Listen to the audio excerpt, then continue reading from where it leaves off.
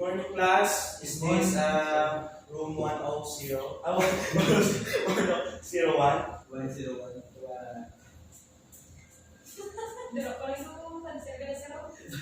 Don't feel the around.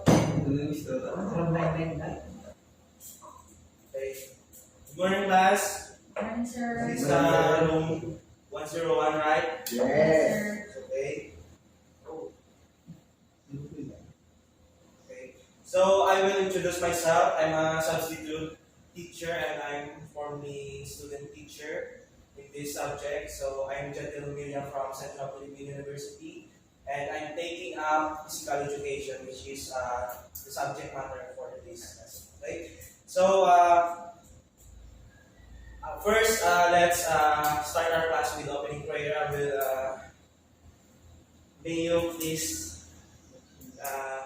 lead the prayer, Ms. Salvador. Okay, so everyone, please bow down our heads and close our eyes. Let's pray. Lord God, Heavenly Father, we thank you, Lord, for this wonderful day that we are having a class in this subject. May you guide us and give us knowledge and wisdom, Lord God, as we end our topic, and also give us understanding, Lord, sa aming classes mo. In Jesus' name we pray. Amen. So, next I will check attendance, guys. Who are absent? I think we are 27 plus students now. So, after the class, I will check attendance, guys. But this time, I will start now the class. So, I have here some pictures. You can see the picture, guys. You can see it clearly. Yes, sir. So, I'm not supposedly to speak English. I just try, but I can also speak our native language. So, I will mix up. So, I will ask some of you guys if what you see or what you observe about the picture. What do you perceive or yung nahalata mo? Kung ano nahalata mo. It looks like Salvador? an old version of basketball. Okay. Another opinion? Rusty? Flying ball, sir. Oh, do you think this is a ball? Flying? Okay.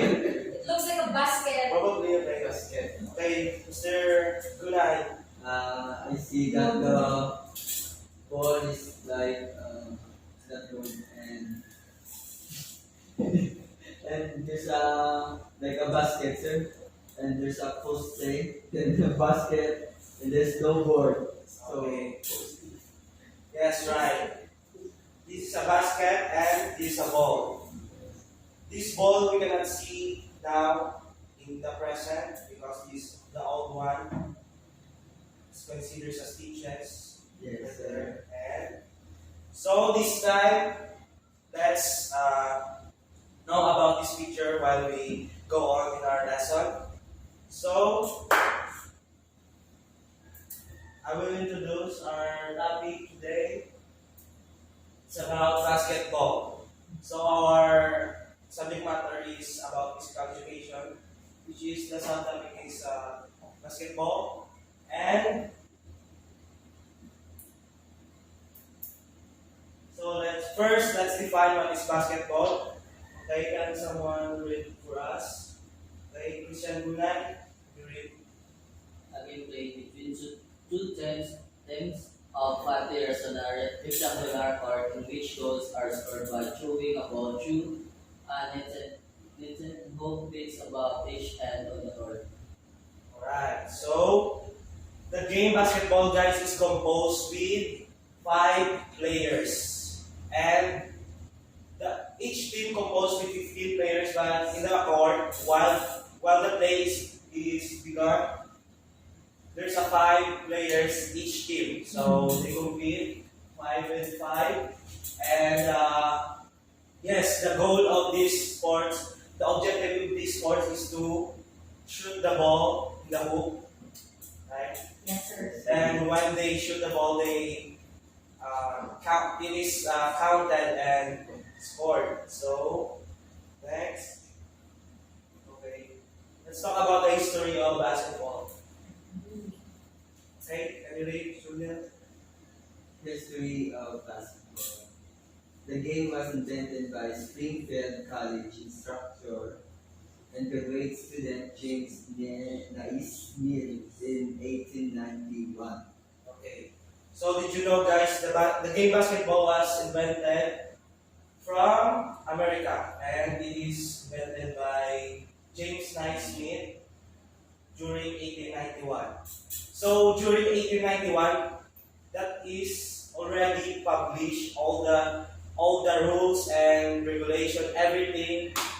But they already started before when they start creating, but not finalized the game was. So James Naismith is one of the instructor in the America. So there's a university there, and he is an instructor, the teacher. So during winter, that's the time James Naismith discovered the game basketball, because only in summer the students of James Naismith only play rugby and soccer during summer, and when the winter they do nothing. So James Naismith thinks something that will si James Naismith nagpanumdum sa sa iban nga hampang nga para sa winter kay sila yung sila kagwa mo.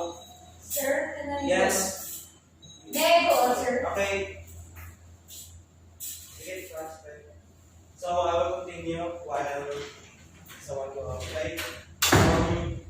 So that's it, guys. James Naismith invented basketball during winter. So if someone kung gusto yan, ay ako sa basketball mo na yun, pwede nyo naman ako sa history na si James Naismith na invented na ang basketball during winter. Kay sa muna, wala pa basketball mo, bali siya, hindi nga maka-invent. Bali ang sports sa muna, kaka-exist siya is soccer lang and rugby. And basketball follows. And okay, I will show you some picture, guys. Okay. Okay, what do you think this picture? What is this? Apple? It's not. Basket. This is a fruit from American. I think this is not really an apple. This is a peach. If you search this, it's a peach fruit. So peach, and there's a basket, so it's called peach basket. Okay.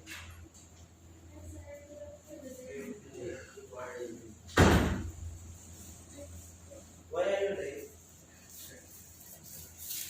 Okay, sit down. Okay, guys, this is called a peach basket. So James Naismith discovered this thing to be used as a hoop, as a basketball ring. So before, James Naismith sa saya eskwelahan sa Harvard University, and then there's a janitor. Isubo yung janitor na mangita sa box. That time hindi amo na ang objective ni Naismith nga mo na dapat ang kwaon niya. Kundi ang box, wala siya nakita.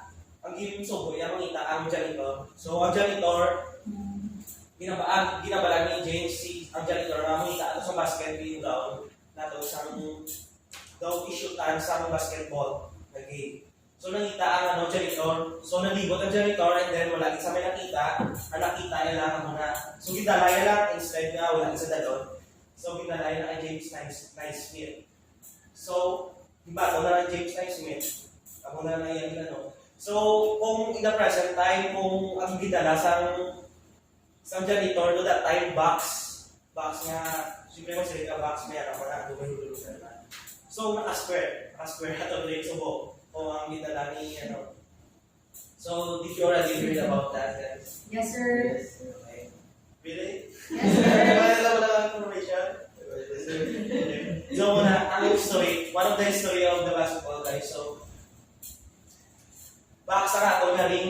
kung wala kang dala, ganito sa muna. Oh. So, nami man kayo do sutabol man sa aton nga muna aton nga ring. So, di man natin matawag ring kung hindi sa round, di ba? So, box na ito nga box basket. So, next picture. Oh, another picture. This is also a peach basket, long peach basket. So the first basketball was invented and was played looks like this. There's no board. There's no backboard behind it. So also there's no hole under the peach basket, right? Peach basket is covered under beneath it. So next picture. Our lesson, this time guys, we are playing the story of it. And, okay. So, this picture, sir, what is that? So, this is also a balcony. So, guys, no, only one ball. You can see two balls, only one ball. So, this is called balcony, guys. Balcony. And do you know what is balcony? Yes. Sir, yeah, I'm nasa balay, sir. Because some of people, individual confused about balcony and terrace. So balcony, makikita na sa probably sa tubang o second floor. Makita na sa always sa indoor na tumalay. Ang terrace naman niya always outside, under the roof. And balcony naman niya sa tubang, isa sa atong nga bintana tubang sa atong nga kwartong. So muna that time, kaya ang eskwelahan sa Springfield, amo pa na, di pa simitado, doon nilang. So muna. So one of the story, guys, ang isang tuod na picture man nila, example, na nakuha ko sa internet. So, ang game nga basketball sa muna, guys, wala ni mabuho ang ilari. Kumbaga, may tao, hindi nga gatiner, wala sa may dagon, sa beach basket. And then, when the players shoot the ball, then that time, there's someone will get the ball and give to the players and back to the game. So that's the first game. So, next. You understand? Yes, sir.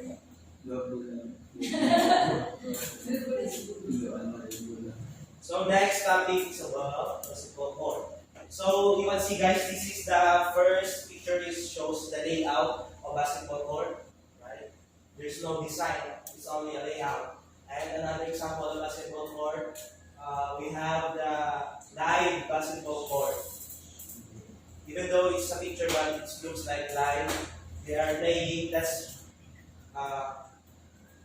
kung isang basketball na makita sa NBA, PBA, na may nakalibot ng mga bench, something, whatever it is. Naka-design na siya. Actual na, sir. Yes. So, and then, the outdoor basketball court, guys. So, usually the layout is the basis of standard size of basketball. So it is already designed, and I'm sure that ang ginagamit sa NBA, PBA, ginagamit sa ibang namin na liga, grabe. So standard na liga ginagamit. So ang ato nga ring 10 feet muna, tapos ang kalapad sa rectangular size of the court. Standard na lang, guys. So, ang difference lang, guys, is makita sa mga street basketball, na mga court. Wala na makita. At sa mga outdoor, even the outdoor, guys, galain na ang mga measure sa mga size ng 3-point shot or something. Na-adjust nila. Pero kung the-play, kaya sa professionally, standard din gamit. So, next. Okay, here's the labeled layout basketball court. So here's the free throw line. Here, Tira-tira mga players, score na titira 1 point, di ba? So, ibad ka ba doon ng ibad ka ang so, also 3.9, the longest and the highest scored points. Okay? And the backboard here, backboard. But going back to the history, there's no backboard. It is already in the present. So they innovated the game, yes, etc. Also the side lane, guys, side lane and base lane. Once na maglapaw na ang hula, maglapaw ang hula, it's already called outside. So also center circle. Here happened the jump ball when the game started, and also mid-court line. So the mid-court line serve as home base nila. So once naman kadto na mo sa home base nyo, pag maglapaw mo sa magbalik mo sa iba sa tiyak na base, so violation ka mo sa backcourt violation. Okay, already explained. Okay, next. So, one of the objective of our lesson is to know the basic skills of basketball. First, the dribbling, passing, shooting, rebounding, defense. So, let's tackle it one by one. So, first, dribbling. What is dribbling? Okay, I will read. Dribbling. This is a legal way for a player to move with the ball. This is done by bouncing the ball successively. Ball is not allowed to rest or be caught in one or both hands between bounces, and ball is pushed forward slightly with fingertips to control the ball properly. So basketball, guys. Basketball. I mean the dribbling, guys. So ang isang ginagamit kaya one of the skill para mapalapit sa ring, di ba? One of the objective para mapalapit ang bola through dribbling, di ba? So may mga violation man when it comes to dribbling, like double dribble, also when you accidentally kick the ball, also kick ball, and what else? Also lifting.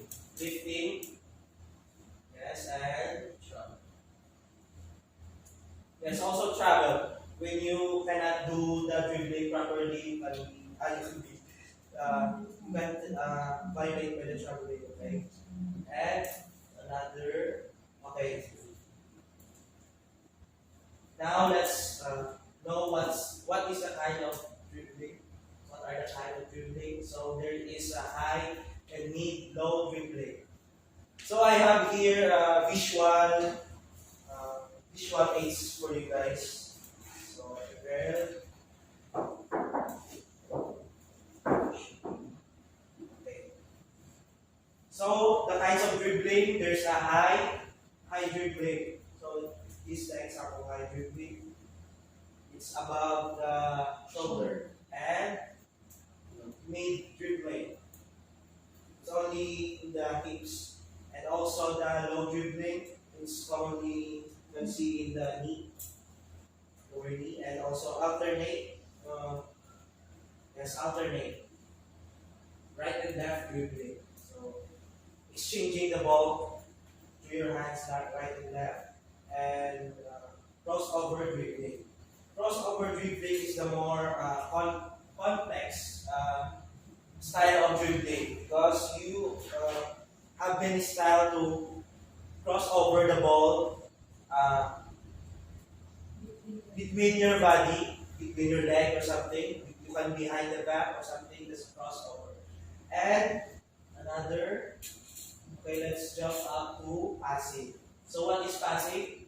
Okay, someone will draw now. You read.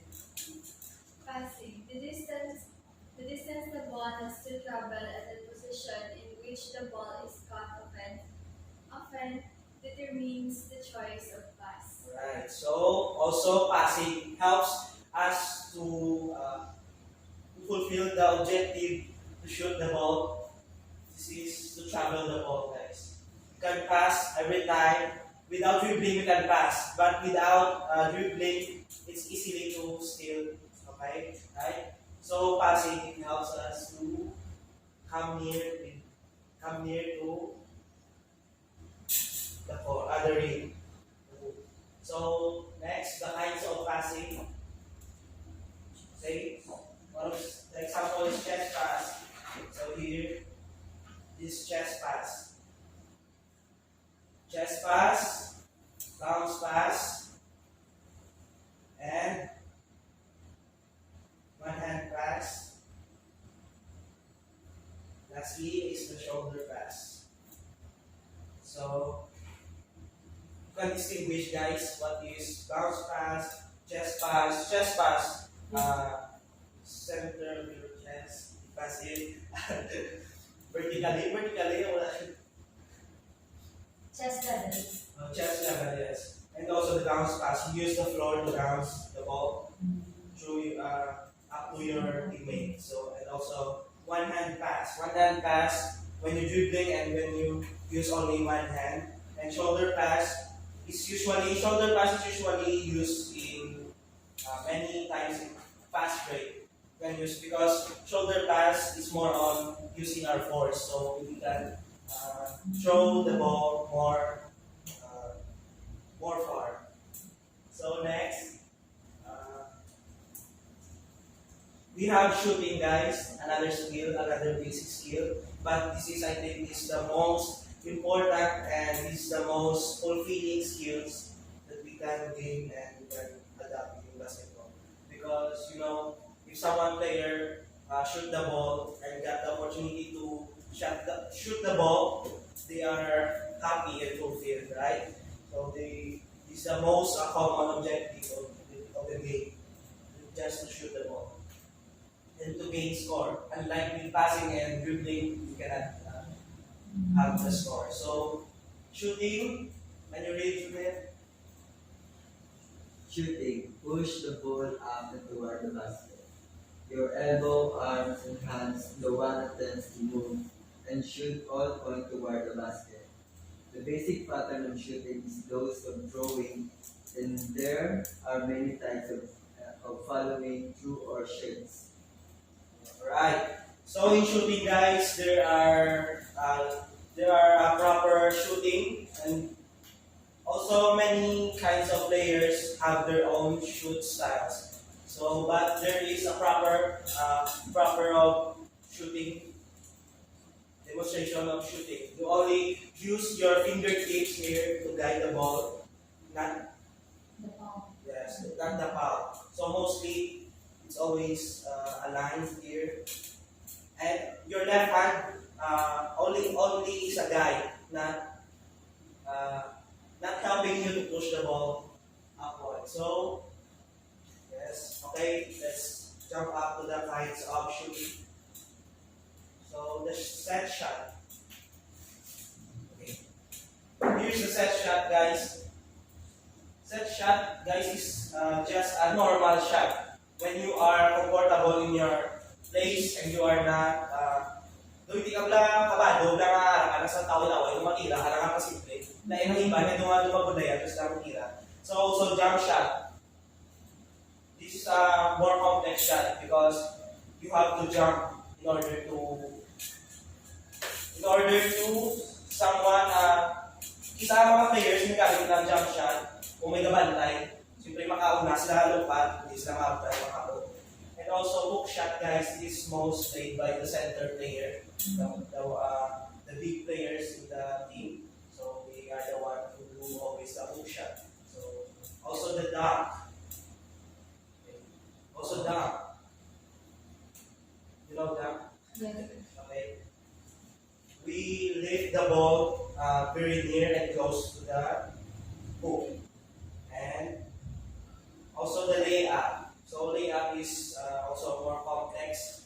There's a many style of layup. Okay, next. Okay, rebounding. So I think this is the fourth basic skills of basketball. So can you read layup? Rebounding. A rebound is when a shot does not go in the net and bounces off the rim or backboard into the hands of a player below. Both offensive and defensive players can jump to rebound the ball and decide what to do next based on the situation they are in. Alright. So this is also most important skill in basketball. In order to have the opportunity that the ball is always in the side of your team, you have to effort and do a jump, rebound the ball so that you can get the ball and you have your possession. So always rebounding is the time. Amo na sa oras nga maglumpat ang mga players para magagawa sa bola and then ma-take sila sa next step nila, i-pass nila or ma-dribble sila. So muna. So also important, kung isa para mag-out ka mo sa game. So kung wala ang rebounding, kulang ako sa offense, sa defense. No, this is rebounding is both skill that needs of a player. Not this is not only just offensive or defensive. This is both must the players that ought to do. Okay, so that's the rebound. And next, last the defense. The last basic skills defense. Junior, kung sir mabasa. Okay, Julia, again. Read it. Defense. A basketball defense refers to the defensive strategies, alignments, and positioning that the team uses to prevent the opposing offense from scoring basket. Okay, as you can see the meaning of that. It refers to the defensive strategies. So what are the defensive strategies when it comes to defense? The steal, you know the steal and blocking. That's the two main strategies. So I have the picture here. Here's the steal, right? And also the block. That's the defense strategies. In order to prevent the shot of your opposing team. Okay? Now that's it. Steal and block. And next, the values in basketball. So without values in basketball, guys, we cannot, we cannot have our communication with each other. So values in basketball is important. Also to help us to win the game, right? The more we are close with our players, with our teammates, the more we are open to done the play. Okay. So can you read Christian? Values in basketball. Basketball athletes do learn great values from the games that should be applied to society. Passion, teamwork, discipline, selflessness, perseverance, respect, perspective, courage, leadership, responsibility, resilience, and imagination are all great traits. Many players only use these characteristics as they apply to the game and do not apply them to the personal life. Right. So sometimes the players, guys, in basketball, they are only good socializing inside the game, not only in their wala man nila gina-apply na yun sa ilang personal life is only sa game lang, siyempre para lang makahampang, para makakommunicate. So those values, guys, are yes, the passion, the teamwork, discipline, selflessness, perseverance, respect, perspective, courage, leadership, responsibility, resilience, and imagination. Yes. And also here you can see, guys, the picture is teamwork. This looks like a teamwork. And they have tattoos. I think these tattoos is already the leadership, the love, and everything, right? So that's also, we need also, this is also important when we play basketball. And also, when we apply the values of basketball, it's look like this. Every time our teammates is trampled, it's trampled on the floor, so we could able to extend our arms with them and Sportsmanship. yeah, this sportsmanship. And I think we are all done in our topic today. And now let's do our assessment. So, guys, would you please answer this assessment and just copy today the question and pass it on me after the class. Yes, Okay? sir. Just only copy now and pass We after the class. Okay, and already some of you can take a picture and easily then copy so that we can proceed. Okay, copy it and answer right away. Okay. Okay, next your assignment, guys, for our next meeting. Also, I will extend the deadline. You can pass this on by next week. So your assignment is to draw and label the basketball court in a long size bond paper. So I have here one example. I just went and but you guys have to draw and label the basketball court. Sir, I'm gonna be. Okay, this is one example of layout. When you draw like this, then you only have to label everything. Right? We already done our lesson in basketball court, right? We saw the label layout already. And understand? Do you understand? Yes, sir. So this is all my references about not my report, but my lesson and lecture, guys. So that's all. And okay, I will be waiting for your assessment, guys, and you will pass with me, and I will check it one by one, and I will give back to you for tomorrow. Okay? And there's any more questions? No, By the way, none, sir. none, sir. Okay. So next meeting, guys, we can have our practical and go out in our gym there outside and play. Let's apply the basic skills of basketball. Alright? Yes, sir. Okay. That's all, guys. Bye. Bye, sir. Bye, sir. Yes, sir. Thank you, sir. Ay, sila ba tapos ng pag